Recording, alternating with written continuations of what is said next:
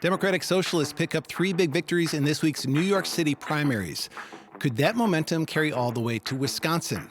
And the field of Democrats running for governor here finally shrinks. What does it signal about the race? This is Inside Wisconsin Politics. I'm Sean Johnson here with Anya Van Wagtendonk and Rich Kramer in Eau Claire. Hey, gang. Hey, Sean. So our show this week needs a little bit of setup. We are, of course, focused on primaries in Wisconsin, but we are looking for clues this week from primaries that happened in New York. So, Anya, what did happen there? Yeah, there were a number of congressional primaries, including 3 candidates who received the backing of Mayor Zohran Mamdani, himself a socialist. 2 of those candidates also received endorsements from the Democratic Socialists of America, which is a group that he's also affiliated with. And all 3 of those candidates won. In one case, kicking out an incumbent. Some of them were, political outsiders. So this was really, in some ways, an upset and a little bit of a validation for Mamdani, this kind of further left mayor, for the power that he shows in this significant blue area. And so a lot of people, as you say, are kind of looking at that as tea leaves for what that says about the Democratic primary right now and what voters want in their blue candidates. And I think that you would see states or people in any state where Democrats have a plausible shot at winning asking these same questions. So why are we asking it here, though, or what's kind of our thread where it feels like, hey, this could really be significant this year? Right. Obviously, there are many differences between New York City and the state of Wisconsin. But one of the things that there is kind of in commonality here is that we have this crowded Democratic race for governor, as we've mentioned, and one candidate from there, Francesca Hong, is sort of in that same vein as Mamdani and these kind of, she identifies as a socialist, as a Democratic socialist. She's part of that caucus in the legislature. And so when we kind of look at who is going to stand out among this field of now 6 Democratic candidates, we wonder kind of to what extent these victories for these further left candidates means that Fran Hong will stand out among Democrats. And then what does that mean in a more general election where, again, a Wisconsin general election is very different than a New York City primary election? So we're going to get back to the primary for governor here in just a minute. But Rich, this was a congressional primary in New York, or congressional primaries, rather. I wonder how we're seeing this play out, if at all, in Democratic primaries here in Wisconsin for Congress. You are covering one in the 3rd Congressional District in western Wisconsin. You just covered a forum there where there is a Democratic primary. Do you see any parallels there, or is it a different ballgame? It feels like a different ball game. I mean, for one, there aren't any DSA candidates in the race for the 3rd congressional district, but there are some similarities in one way.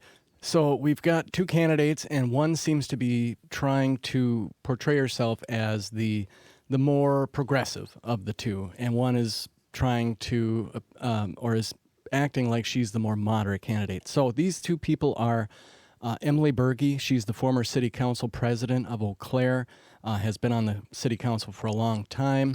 She's the one that during the forum that was last week in Platteville was offering up some more of what you would expect progressive candidates to say.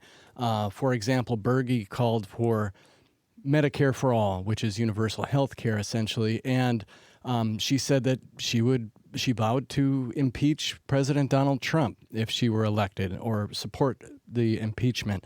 The other candidate is Rebecca Cook, who this is her 3rd run essentially for the 3rd congressional district, and she was more reserved in answering those questions. For example, on Medicare for all, she said she'd love to sign up for all of these aspirational goals, but she said that it's more likely that if Democrats win the House majority back, they would go more towards expanding tax credits for the Affordable Care Act that were passed by Democrats during the earlier years of the COVID pandemic. And she said, so that would be the immediate first step. And on impeachment, she said, well, the devil is in the details of what that resolution would look like. So those were 2 of the differences that I noticed right away. And then another difference that predates the debate by many months. The House Democrats' national campaign arm essentially endorsed Rebecca Cook like months ago, and they've offered her support, they've offered her staff training, etc. And Berge has since said during the forum that, it shouldn't be national Democrats picking who represents the people of the 3rd District. It should be voters themselves. So that's one way that it stood out from what happened in New York, but there's still kind of two candidates trying to pick their lanes, and it feels like one is going more of the progressive lane and the other is trying to go a little bit more moderate.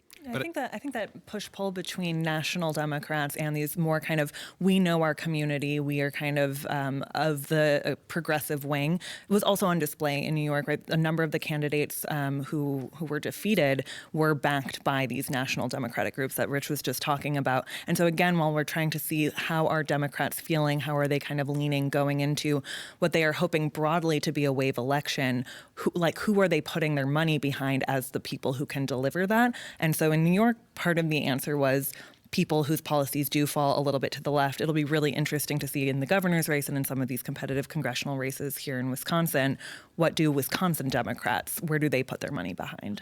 I guess the thing that strikes me is that the thing that's missing in Wisconsin is that you don't have a massively powerful endorsement, it seems, as they did in New York from Mayor Mondami, who came in and said, this is what it means to be a Democrat right now. This is my slate. Essentially, these are my people. And it seems to have worked. Is there anything like that in, let's say, the 3rd Congressional District for Emily Berge? Is there somebody like that coming in and saying, this is the progressive choice? Not that I know of. Meanwhile, Cook has gotten all kinds of endorsements from sitting members of Congress, the Senate, et cetera, and also the backing of the National Party and a whole number of third-party groups as well. So I'm not aware of any big endorsements.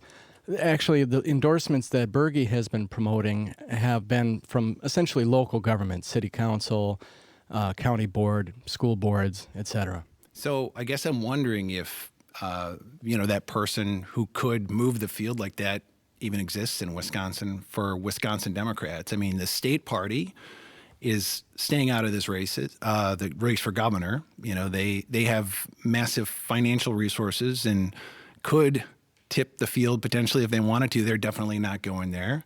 We have a Democratic governor who has some power. He's not being vocal with his endorsements. Is this power vacuum sort of leaving us up in the air about what's going to happen? Yeah, we've talked about this a little bit in the context of Republicans because there is such a clear leader of the party in President Donald Trump. And so Democrats don't quite have that for many reasons, including that they don't hold these majorities in Washington. They don't hold the White House. But I think also this really is a little bit of like a existentially exploratory time for Democrats, both here in Wisconsin, where they are facing, the best odds that they've had in a long time of getting some real legislative power. But then nationally, seeing, there were other primaries that took place on Tuesday as well outside of New York, where more moderate Democrats won. One issue that was really prevalent in a lot of these races was Israel and the war in Gaza, and how that is playing out, how that's kind of dividing up the Democratic Party. We've seen that a little bit in like Milwaukee politics where that's played a real issue. I don't know to what extent that will be important statewide. And so that could be one place where Wisconsin's politics, obviously, of course, our naturally very 50-50 purple stance could look really different than some of these places where Democrats feel a little bit safer. Like we know we're going to get one of our guys in. So let's try to really move the needle on what that looks like. So I got to say, as somebody who's covered Wisconsin politics for a while now, it's still a little bit jarring to me to see people just self-identify as Democratic Socialist, for example. I think 5 years ago, I wasn't seeing that. But I remember, Anya, one of the first stories you did when you came to Wisconsin Public Radio was about this socialist caucus in the Wisconsin legislature where, for years, it was Republicans who were calling Democrats socialists. And they were like, no, we're not. We're Democrats. And now Democrats are saying, yeah, we are. That's who we represent. That's our values. Yeah, and like you say, I think, truly a week into my job here in 2023. It was a new legislative session, and these two assembly members from Milwaukee, they caucus with the Democrats, but they identify as part of a socialist caucus. That caucus now has grown. I'm going to get the number wrong, but it's something like 7 or 8 people, and so it's not small. And you're right that there are especially Republican members who will sometimes be so outraged at this idea that there are people who are identifying as socialist. But then you also, when I go again to a Francesca Hong rally, that's something that people see as a reason that they support her. And so it is one of those things that, the term can either be an insult or it can be an endorsement, depending on who's leveling it. Her basic message seems to be, these are dire times. We need a new kind of politics. Rich, I do think that Republicans have a different take when it comes to this stuff, though. As you've seen them react to the results in New York City and what's going on here in Wisconsin, how do they feel about it? Well, based on what I've seen from, I guess, some of the talking heads on social media, I could sum it up as this: all Democrats are socialists. That's what Republicans are trying to pitch right now to voters. Obviously, we know that there's all kinds of degrees to being a Republican, conservative, liberal, etc. I mean, just a million different stripes out there. But Republicans are excited about Hong maybe being the nominee in Wisconsin because they think that that'll give them the best shot at making sure that Tom Tiffany wins. And in fact, they have been pointing to this one poll that came out weeks and weeks ago, maybe longer, that showed head-to-head matchups with all of the Democratic candidates. At the time, there were the 7 major candidates. And literally the only one in that poll that lost to, or that Tiffany wouldn't have lost to, again, it's all theoretical, and it only, I guess, represents what people who took the survey felt on that day. But it was Francesca Hong. And so not only are they literally talking about, well, we hope that this is the nominee, there are also some Republicans are saying, hey, why don't you go out and meddle in that primary? Vote for Hong, cross over, because the other primaries on the GOP side aren't as big of a deal. I literally saw a post last night saying the race for governor is the whole game. So Republicans go crossover, vote for Hong. That'll make it easier for Tiffany in the general. So, politics sometimes, when you're attacking opponents, you like to paint with a broad brush. So they're seeing this rise up of some of these Democratic socialist candidates around America, and they're saying, well, look, this is Democrats in disarray. This is proof that the party has moved to the left, et cetera, et cetera. I wish we had more polling right now in this race. You look back at the most recent public poll, and it's like in March in terms of Marquette polls, for example. I have a feeling, though, that you might have a lot of people saying, I haven't heard enough about the candidates and I haven't made up my mind. It's June. Leave me alone.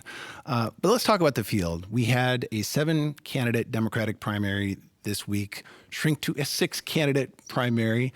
Can we still use the word crowded when we're talking about that? It's big anyway for a primary field. Still pretty crowded, I would say. Missy Hughes dropped out, the former CEO of the state's Economic Development Agency.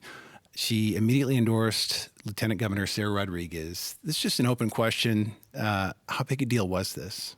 Well, we've been talking for weeks about, are we going to see any dropouts before August? And so this was the first one. It was definitely a bit of breaking news.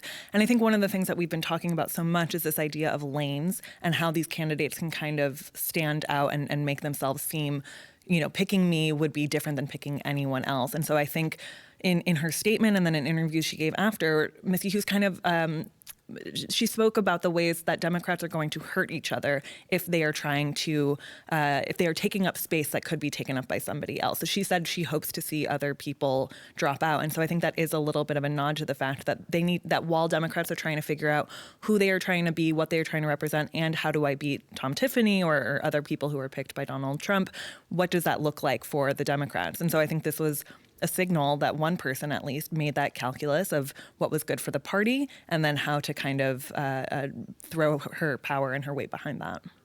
Rich? Well, I would say that it's not that big of a deal. It doesn't seem like that big of a deal to me because Hughes wasn't polling very high. And, running for office, even, running a primary, it's very expensive. So I have no idea why she decided to step down or out of the race, but the endorsement of is something.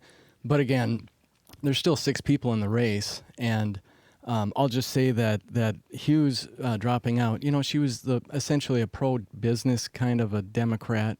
Talked a lot about how, if you improve the economy, you can improve people's lives with these other programs and et cetera. But the Republicans have said, well, look, if more proof, they're pushing the moderates out. So it's all a word game, I guess. But big picture, I'm not sure it makes a huge deal. Yeah. She's the kind of candidate who you could imagine in a Democratic year like we could be headed toward in the Trump midterm. If she was the general election candidate, you could imagine someone like Missy Hughes winning and becoming governor. But in a Democratic primary, pitching that business message, especially at this moment in time, it seemed like a hard sell. She also did kind of go for that moderate lane a little bit there. Month or so ago when she was the only one who came out really in support of that failed surplus deal that was negotiated by Tony Evers and Robin Vos, among other Republicans in the legislature. The other thing that made her unique is that she comes from Western Wisconsin. That's right. She's and that the used only to be, one. right, this sort of bastion of Democratic politics. It has moved very far away from that. Every other candidate is Milwaukee or Madison. And so it's also, I think, a little bit of a signifier that she was not able to make much of a splash, even with that more rural, farmer-focused Western Wisconsin background, that again, as we look at where is the party going, that it seems to be going towards the major bases of Milwaukee County, Dane County. Okay. Another open question here, I guess. Is there any connection, do you think, to the Francesca Hong story that we've been talking about and Missy Hughes endorsing someone like Sarah Rodriguez? Is she making a bet that, look, this candidate's politics kind of aligns with mine. We gotta unite and stop the candidates from the left? I mean, I don't know what's in her heart, and Sure. I would never guess. But again, from this idea of not wanting to kind of crowd out people who are similar to you, who have similar politics, who you think could do a good and effective job in making those politics a reality. If you have one quite popular candidate, who is Francesca Hong, again, polling shows her towards the top, and then you have a number of people kind of further towards the center, all fighting amongst themselves, right? Missy Hughes voters and Fran Hong voters were probably never going to, nobody's vacillating between those two Right. candidates. And so that's maybe a way of trying to bring some more strength into the not democratic socialist wing of the Democratic Party going into what's expected to just be an incredibly tight general election. She did say something in her press conference where she endorsed Sarah Rodriguez. She can't come out there and say, hey, I'm kind of the moderate candidate. I support her. But she said, we got a lot of good things going on in this state. We don't need to tear it all down. So that to me is a signal that she supports a kind of politics which is similar to what we've got already in Wisconsin, including the Evers administration, which she and Sarah Rodriguez have served under. That's all the time we have for today. Thanks for joining us. Our colleague Zach Schultz will be back in a couple weeks. This has been Inside Wisconsin Politics. Be sure to follow us on pbswisconsin.org, wpr.org, YouTube, or wherever you get your podcasts.